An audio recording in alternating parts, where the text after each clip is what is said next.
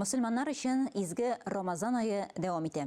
Kozanның Ярдәм мәчетендә Ширмешән районы Якташлык җәмгыяте президенты Раушания Саубанова ифтар мәҗлесе уздырды.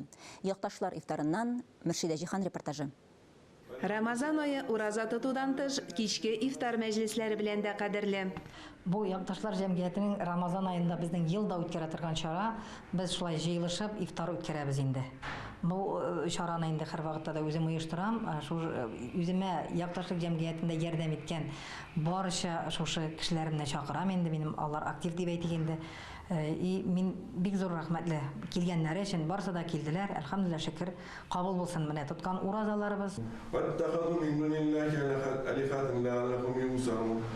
Җәмәгать ифтары ул гадәти ашап ичү мәҗлесе генә түгел, ул мөһим гыйбадәтнең уңышлы тәмамлануын белдерүче чара.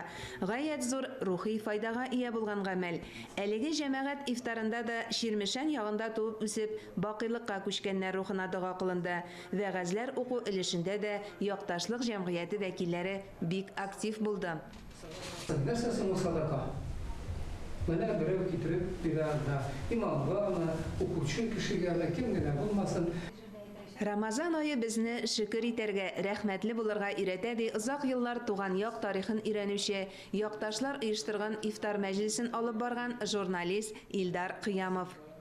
Монда якташлар ничектер фикердәшләр буларак һәм хак юл белән Аллаһ Тәгалә кушканча ифтар мәҗлесләрендә очрашу тагын да күркәм, тагын да сөенечле.